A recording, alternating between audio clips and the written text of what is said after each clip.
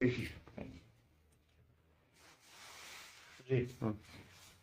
सभी को नमस्कार। सबसे पहले तो आप सभी भाइयों का बहुत बहुत धन्यवाद कि आप एक छोटे से नोटिस पे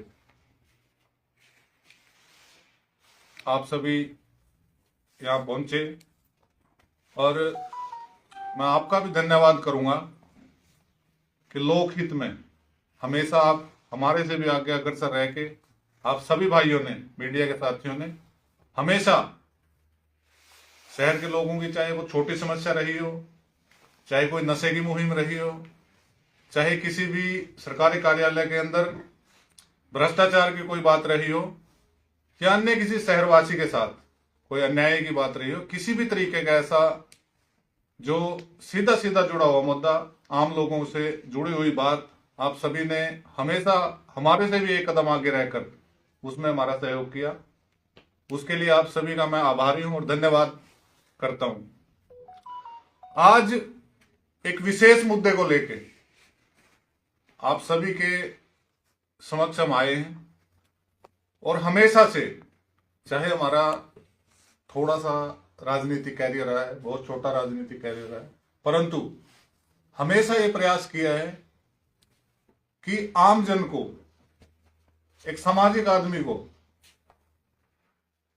किस प्रकार से कुछ राजनीतिक लोग किस प्रकार अपने ओहदे का फायदा उठाकर ठगने का काम करते हैं, उनकी भावनाओं के साथ खेलने का काम करते हैं, उसका एक जीता जागता उदाहरण आज हम आपके सामने पेश करेंगे कि किस प्रकार से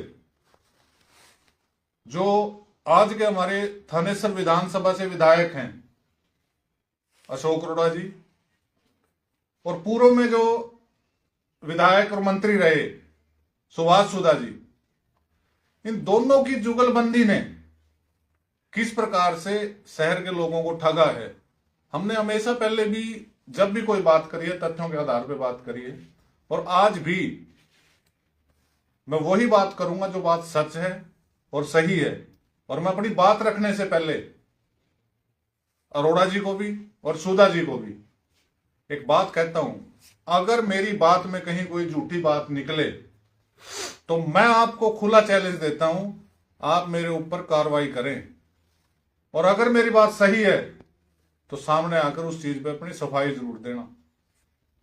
और अगर आप सफाई नहीं दोगे तो हम पब्लिकली आके आपसे उस चीज के लिए जवाबदेही जरूर मांगेंगे, क्योंकि आपको लोगों ने चुन के भेजा है, और लोगों ने आपको चुन के इसलिए भेजा है कि आप लोगों को उनकी मूलभूत सुविधाएं दिलवाने के लिए हमेशा प्रयासरत रहे, ना कि जो पब्लिक प्रॉपर्टी है, सरकारी प्रॉपर्टी है, उसको गलत तरीके से अपने नाम करवाएं।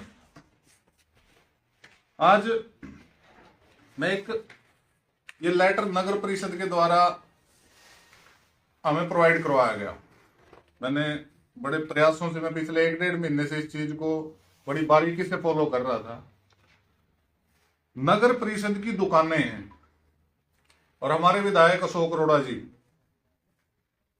उन्होंने इन दुकानों को, 152 नंबर दुकान है, जो कि एक भी कागज, एक भी तथ्य, एक भी डॉक्यूमेंट इनके पास उस समय नहीं था। अरोड़ा जी ने एक अधिकारी के साथ मिलकर, ये है 5/4/2023 की बात, मतलब 5वें महीने 2023 में, उस समय इन्होंने इस प्रोसेस को शुरू किया और सारे गलत कागज तैयार करवा के इन दुकानों को अपने नाम करवाने का काम किया।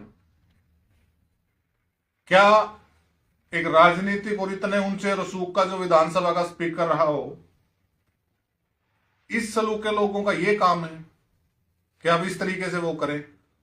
और दूसरी सबसे बड़ी बात, यह आरोप खाली योगेश का नहीं है कि यह बात मैं कह रहा हूं। जिन लोगों ने पिछले 25-30 साल से नगर परिषद पे जो लोग राज कर रहे हैं, और मैं हमेशा एक बात कहता आया हूं कि अशोक अरोड़ा और सुभाष सुधा, हमेशा उनकी एक बात रही है, एक तरीके से रहे हैं, दूसरे की गलती को दूसरा छुपाएगा, पहला छुपाएगा, पहले की गलती को दूसरा छुपाएगा।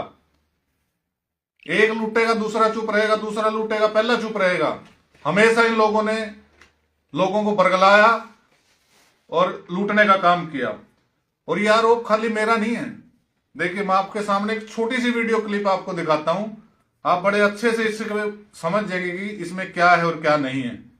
ये आरोप मेरा नहीं, पूर्व में जो मंत्री रहे, पूर्व में जो एमएलए रहे सुभाष सुधा जी, मैं उनको भी कहता हूं आप अपने स्टैंड पे आके इस पे कार्रवाई करें। आप छोटी सी एक क्लिप देखें।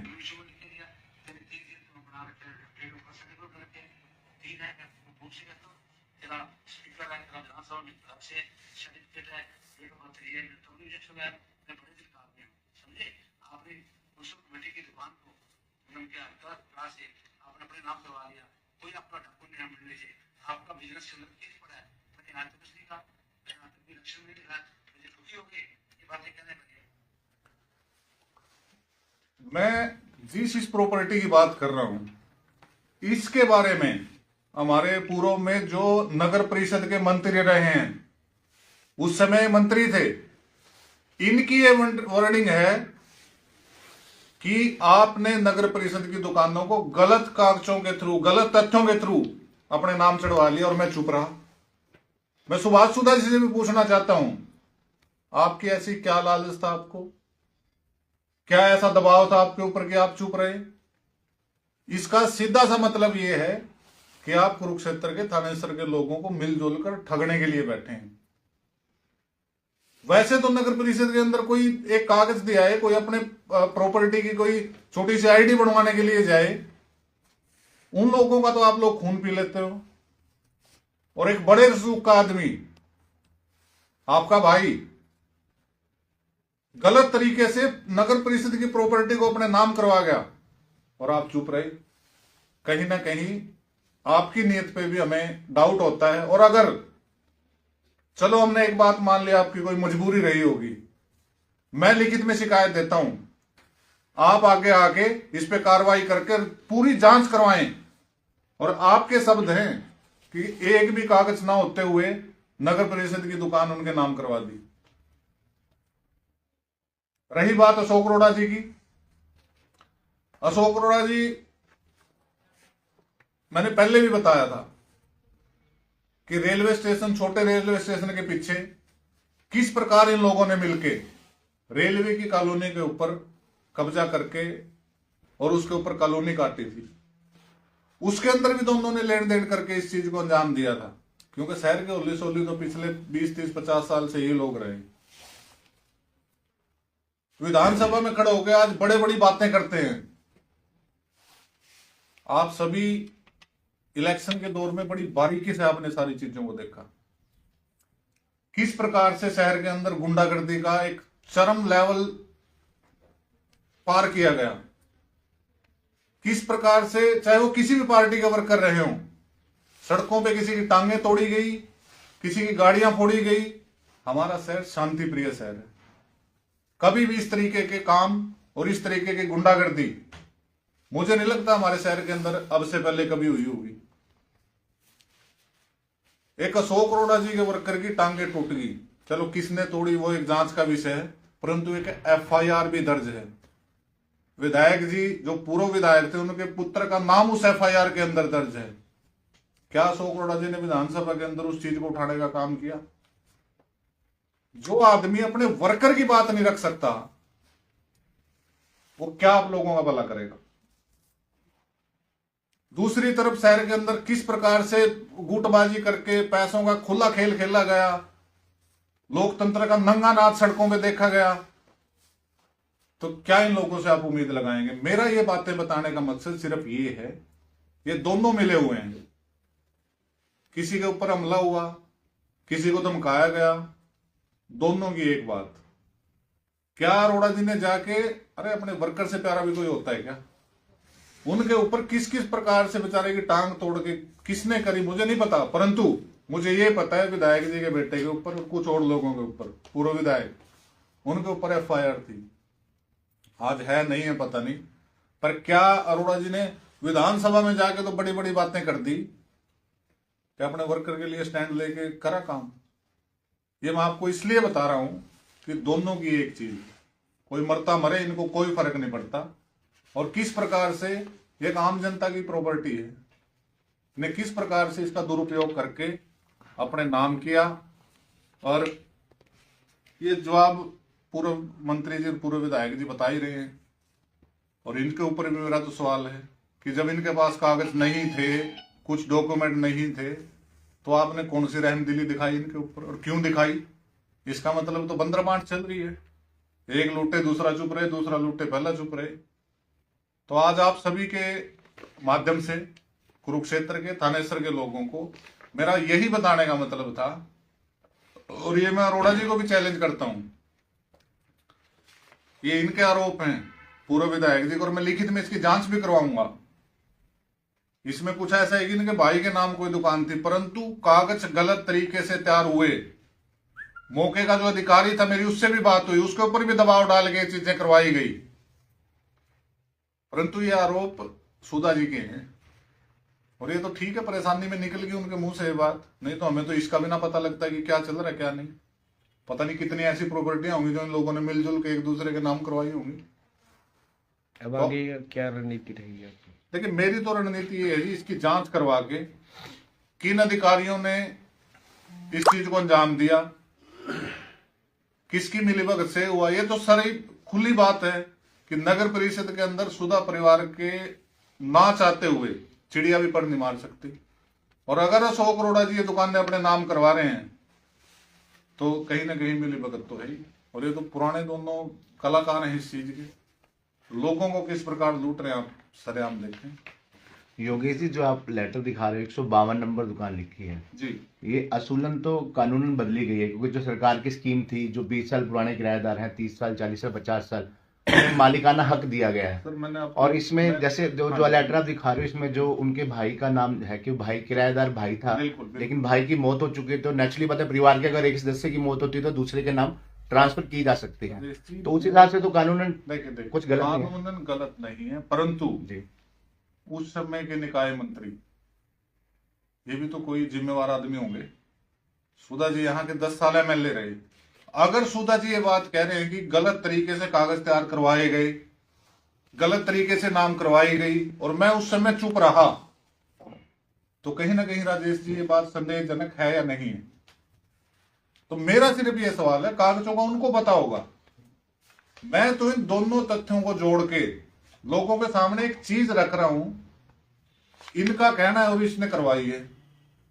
तो आपने कोई RTI लगाई है नगर परिषद में? ये RTI के थ्रू ही लिए हैं, जानकारी, ये जानकारी जो कागज लिए हैं RTI के थ्रू ही लिए हैं। परंतु सुधा जी ने अगर बात कही है तो कोई वजन तो होगा उसका।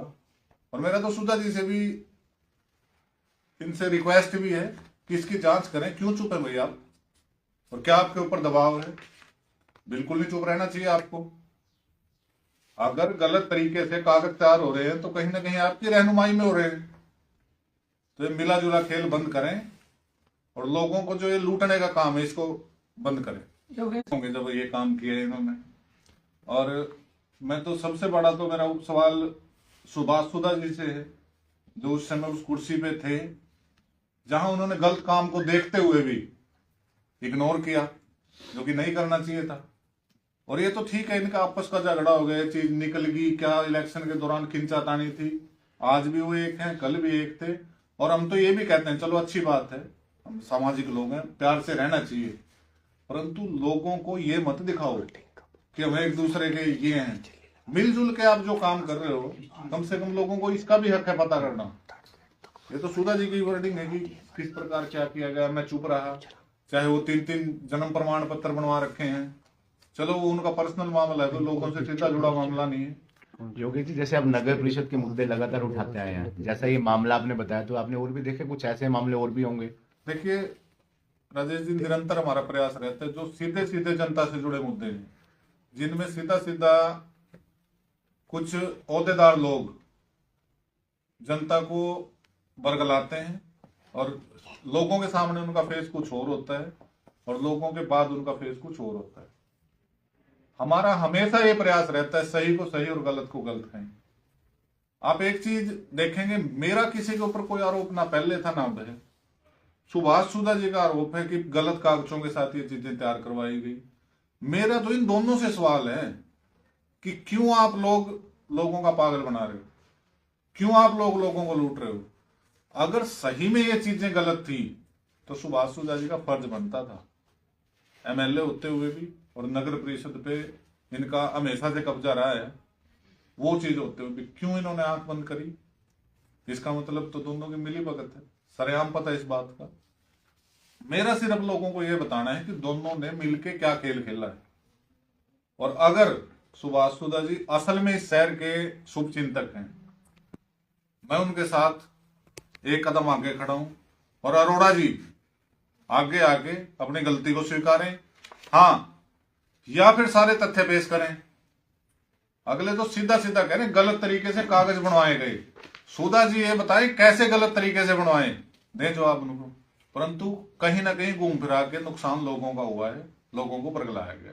योगेश जी, जैसे मैंने कहा कि नगर परिषद का मुद्दा उठाते हैं, नगर परिषद चुनावों की चर्चा हो रही है। हरियाणा में निकाय चुनाव कभी भी हो सकते हैं, चाहे नगर पालिका है, नगर निगम है, नगर परिषद है, आप पार्षद प्रतिनिधि हैं। इन चुनावों में योगेश शर्मा की क्या भूमिका रहेगी? देखिए, पहली बात तो आज का मुद्दा कोई चुनाव वाला तो था नहीं, ये तो आज एक हमारे सामने बात आई, मैंने जरूरी समझा। जैसे कि हम हमेशा से लोगों के सामने जो सही बात है वो करता है और तथ्यों के आधार पे। परंतु इलेक्शन का जो समय आएगा, जब आगे कोई बात आगे, आप सभी के चर्चा करके जो भी होगा आपके सामने जरूर बताएंगे। जो भी। शुक्रिया। धन्यवाद।